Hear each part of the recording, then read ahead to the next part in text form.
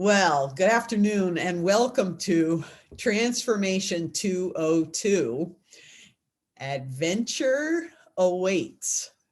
Now, if you're a woman who faces overwhelm on anything like a regular basis, you know what I mean? Like physically, your body's wiped out pretty often, and or your emotions, you're losing track of those. They want to take you away, or maybe even your mind. You get confused and you can't hold in the things that you used to be able to hold in before. Lots of us are at that place right now, and you are in the right place today. So come on in and pick up your permission slip. It looks like this. Now, if you don't have one, that's okay. You can email me at sandraallenlovelace@gmail.com and I will send you your very own. And it gives you permission. You can just put your own name right in there to move your name, to move you to the top of that to-do list. You know, that big long thing. I'm not sure that I ever literally reached the end of my to-do list before, because there was always something more to do. And my thought was, well, you have to do what you have to do first before you can just relax and enjoy yourself. There's always something more yet you have to do that you have to do. But not here, not today. And for this hour, or 30 minutes actually, for this time together, but also for the whole day. You could take the whole day. As a matter of fact, you can use this permission slip anytime that you want. There you go. Now, if this is your first time here, let me introduce myself. I'm Sandra Allen Lovelace. I'm a speaker and author. I'm also a mentor and coach. I am a transformation coach, and I am trauma informed. So I would really be happy to send you that permission slip. This transformation series is the second transformation series that I've put together. The very first one, Transformation 101 and onward, was all about the baby steps that I took in my own journey. I've been able to figure them out and share them now. As a matter of fact, my clients are enjoying, and the ladies that attend these sessions or watch them on YouTube, they're also reporting that they're learning and growing, transforming, and I'm excited about that. The first workshop here, Transformation 201, was titled Progress, Not Perfection. And I had a couple of viewers write and tell me that the title alone was an encouragement, and I completely agree. And last time I covered an awful lot of ground. So today I would just like to go back and review a little bit. In order to do that, I'm going to do a screen share. So here we go.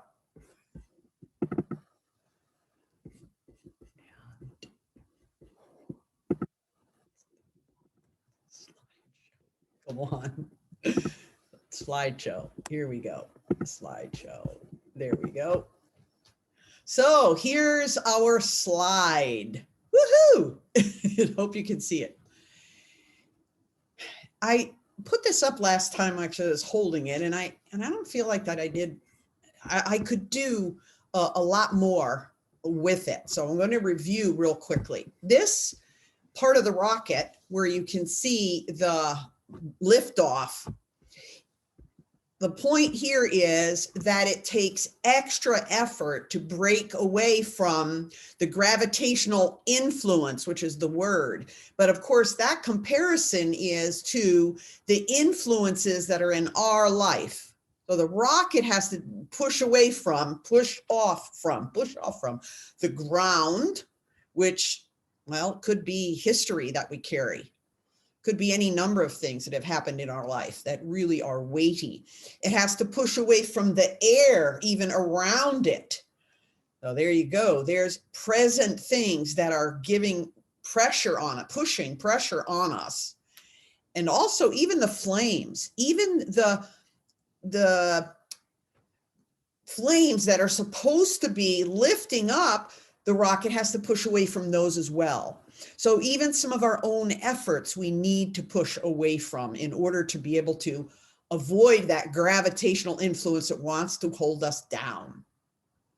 Now, in the early stages, let's see if I can use my little cursor. There you go. In the early stages, because there's so much pressure from all three of these sources, it's particularly difficult. So if you find now, or you did find when you first got started in this whole effort in your own life, that it was a lot of work, that makes complete sense. It doesn't mean that your journey is any more difficult than anybody else's. It just means it's hard at the start.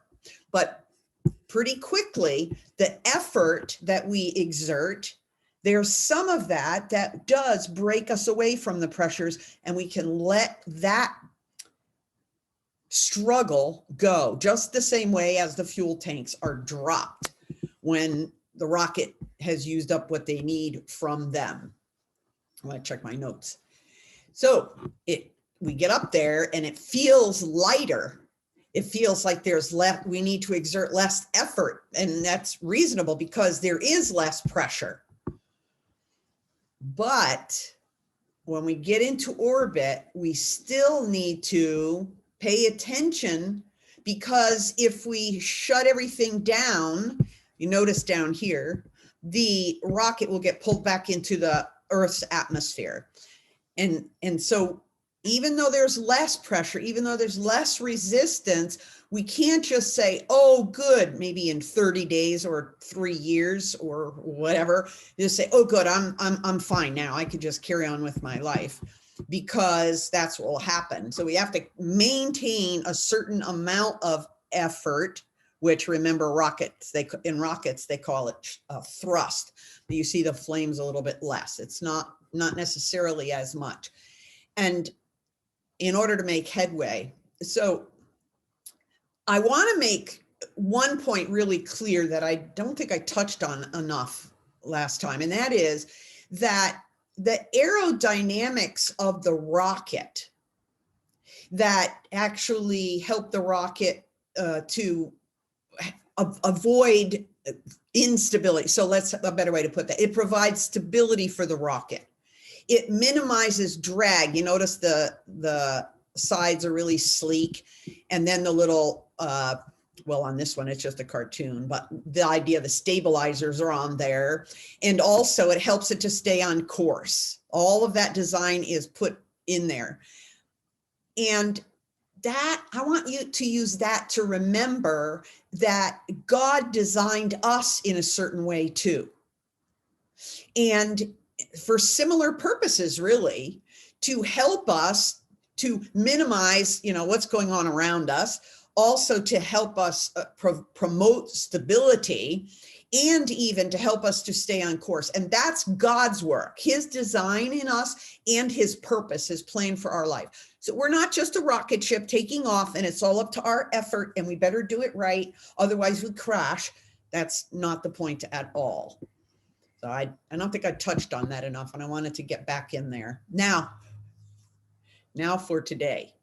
I'm really actually excited about today, because this next section actually comes from the liftoff phase in the rocket ship. I think is a good spot, a good comparison for us to look at. And I think it resembles a pinball machine. Now, I know that they have new electronic pinball machines that are all, all over the place, and designed very differently. But I chose this one on purpose. And it's because it has all the good little standbys. And I do think it's a really great illustration of the adventure. That's why the title, the adventure awaits. Because it seems at the beginning like it's a lot of effort, and really it is. But now I want to carry on with what this journey actually looks like and offer some encouragement, some strategies, and some alerts too. So when we're breaking free from the gravitational influence of the Earth, so to speak, on the rocket, and we're sort of heading into orbit. Let me make the comparison. I'm going to set that aside and we'll jump into the pinball now. I'm going to go through the parts of this pinball machine. The first one is on the bottom right-hand side there. I actually cut and pasted that little thing in there. And it's called the plunger.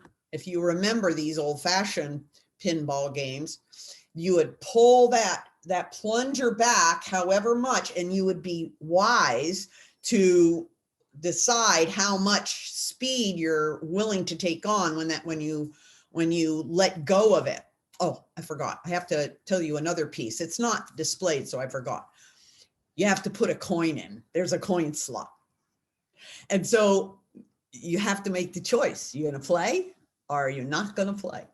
And that really is the very first baby step is, are you ready? Have you had enough of all the pressures, all the roles, responsibilities, expectations, demands, overwhelm, anxiety, all that? Have you had enough of that and you're ready to sort it out and rediscover your design and purpose? Then go ahead and put your coin in that coin slot. And then we'll step over and grab a hold of that plunger and decide, and you get to decide. Not me, just like you got to make the choice to enter this pinball game. You pull the plunger back, and you want to be careful about how much energy that you're going to put into that, because it will make a determination about how far up the ball goes, how much energy it has. And so right here at the beginning, intentionality. This is a great illustration of intentionality. It doesn't run itself. We're definitely part of what's going on here. And so we pull the plunger back.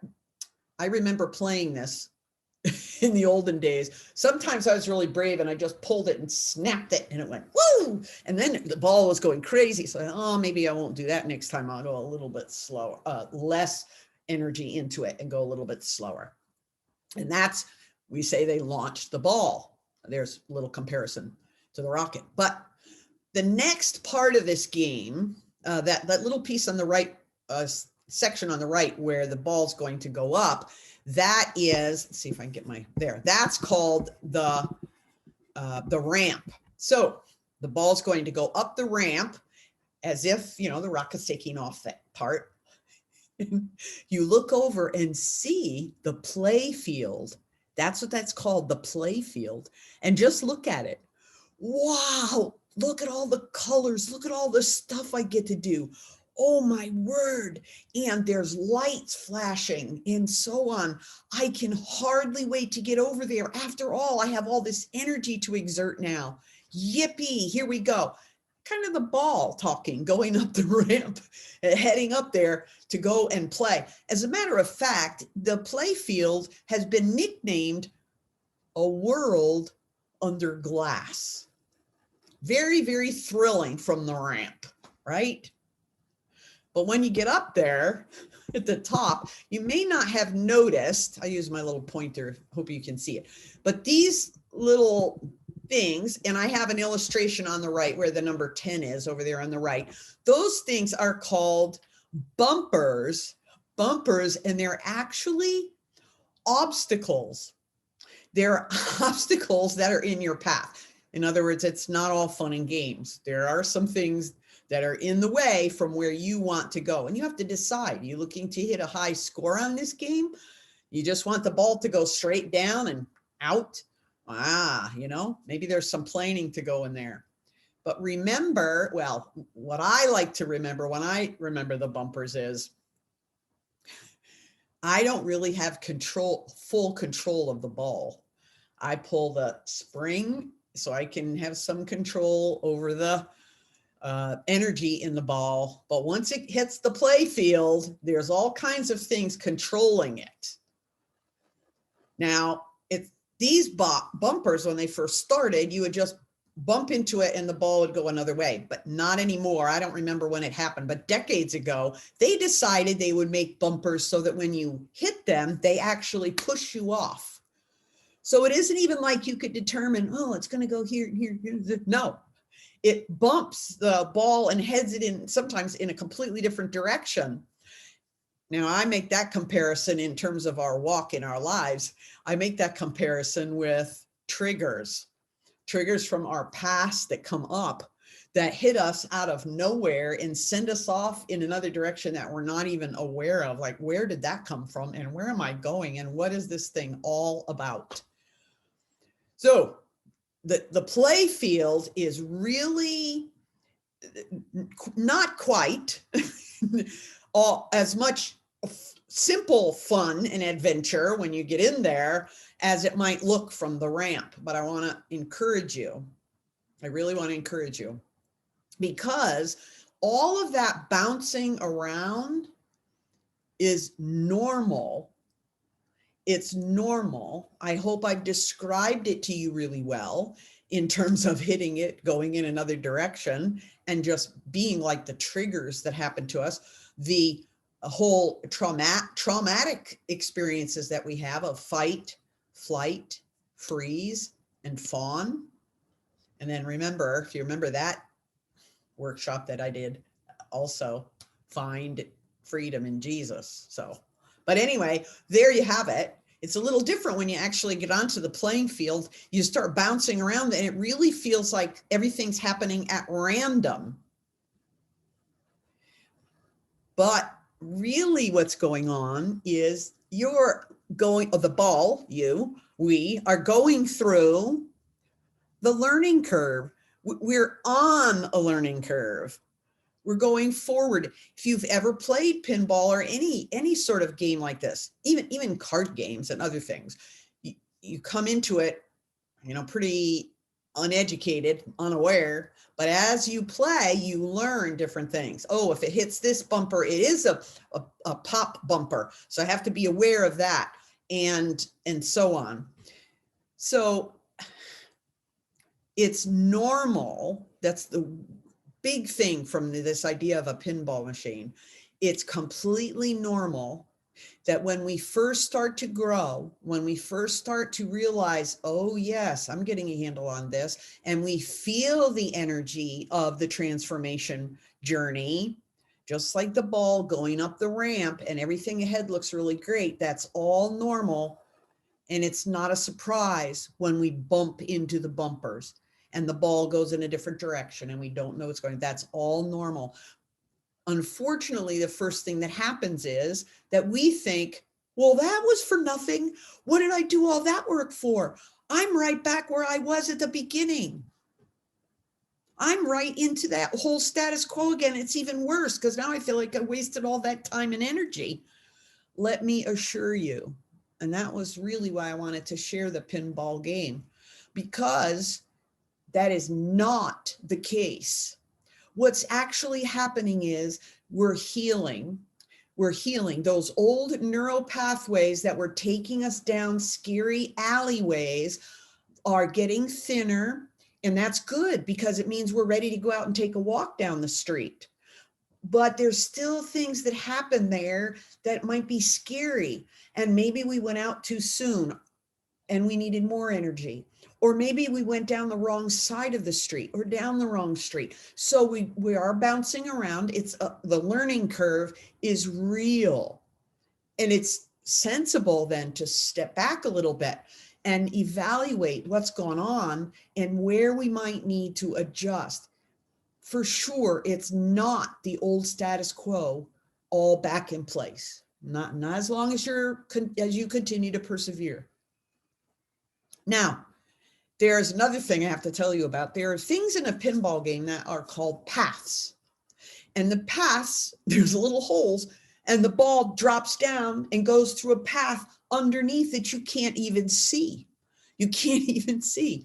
And the scary part of that is that the ball will pop up some other place. So you might have been looking over on the right side and the ball comes up on the left and you don't know how you can direct it. And maybe you can't direct it. Maybe it's in a place you don't have any choice to do that. But it's all part of the game. It's all part of life. It's all part of the journey. We don't have to panic and freak out even when those things happen. We can still breathe. Oh yeah, that was one of those paths Okay, I'm going to wait and see where the ball's popping up. Now, the next piece is really important. I want you to know this one because it's one of the parts of the game where you can apply your skills. And that is the flippers. They're on the side and you can push with your fingers. They're at the bottom, those little red, I'm trying to point with my finger, these little red flippers at the bottom. And there are round buttons on the side. You push with your fingers and those flippers will go up. So if the ball's coming down the middle, looks like it's going to go out of the hole and into the hole at the very bottom and out of the game, you can flip the flippers. And sometimes you do them slowly and hold the ball and then flip them further. I mean, it could be a lot of fun. See, there is a learning curve here.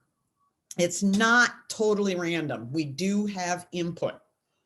It's really a complete adventure. That's why I like the title, Adventure Awaits. Now, I want to just tell you one other thing, and that is actually, I'm going to stop sharing this because there's a number of reasons why, but okay, here we go. Okay, good. I couldn't see the time when I was in there in the slides. That's one of the reasons. And I want to share the last, you can't see it anyway, but I want to share the last piece of this pinball machine that I find really, really helpful in comparison to this transformation journey. And that is, there's a tilt sensor in there, a tilt sensor. In other words, if the person playing the game bumps the game, like the ball is over here and you don't like it over there. You say, well, I don't want it there. Oh, I just have to bump it a little bit. It'll be fine and it won't go in the hole. Bump, and you do that. That's called a tilt. You just tilted the play field and the game will shut off. The game will shut off and the ball will just go right down where it's meant to go and out of the play field. And if you're competitive, not to say that I am, but if you're competitive and you've ever played this game, it can get really scary and panicky, like, no, it can't go over there, it can't go over there. And you forget, you don't purposely cheat, but you do forget. And then, oh, it's tilted. Okay, I have no more influence here. And I have to wait now for the next ball. Here's the good thing about that. The way I see it is because when I do that, and I have seen it over and over again in my life, when I'm trying to push my influence beyond what I'm supposed to be doing, God steps in just like the tilt sensor. Okay, Sandra, that's over. You're done. You're done. On to the next thing, because, this is the guidance that you need. You've had enough right here. Now, having God's, I don't know how that sounds to you. It sounds kind of funny, but the analogy really holds, God is definitely sovereign. And whatever illustrations I can use to remember that, I'm all in. We can trust him. That's the point. We can trust him to get us back up on the play field. He'll take us through whatever it is we need to go through to grow. Teach me what I need to know, show me how I need to grow, and take me where I need to go. That's my mantra, so to speak, because if God doesn't do that, I'm not getting there.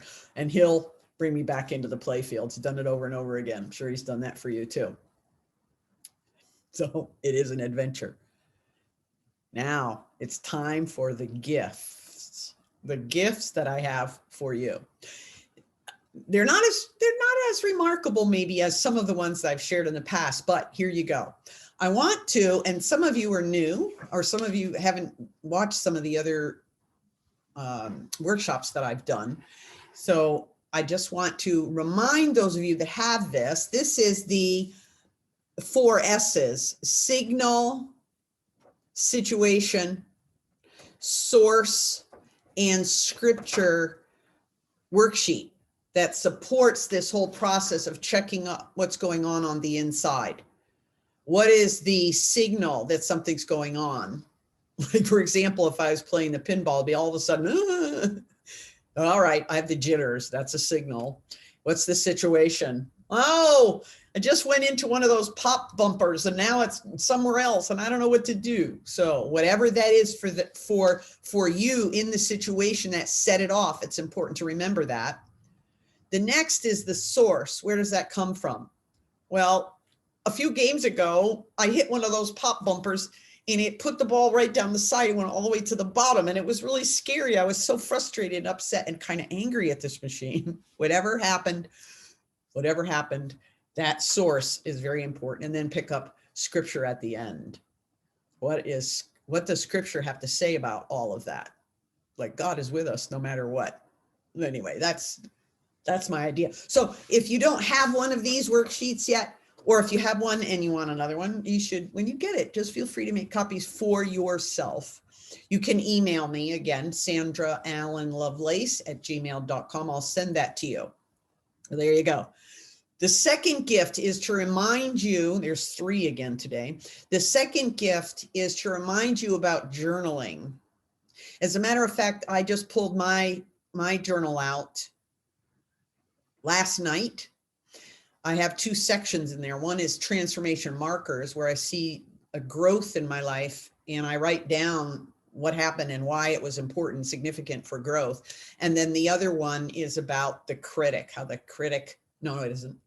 The other one is about, it's about the critic, about the negative stuff that I hear. I'm going to be doing a workshop on critics before too long. But the final of the 3 gifts, I think, is really an absolute best. And that is this video. This video, this workshop, I'm going to be putting it up on, posting it over on YouTube. You can go back and watch that over and over again. As a matter of fact, I had somebody contact me recently that they were feeling very much in that place of all this stuff is happening. I've been putting in this effort to grow, to learn, to transform. But it seems like with all this negative talk, I'm really right back where I was before. It's all the same voices, all the same messages. Why is this happening? Well, you can always watch this again and remember about, you can even get the little review about the rocket shift and also the insights about the journey on the pinball machine on the play field. Now today, last time I presented an overview, progress, not perfection, to help us get an idea of where we were going.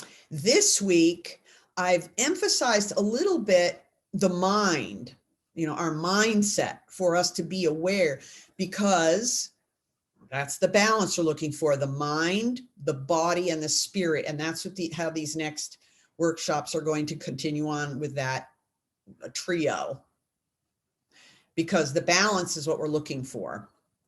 So here it is. The mind, Romans 12:2.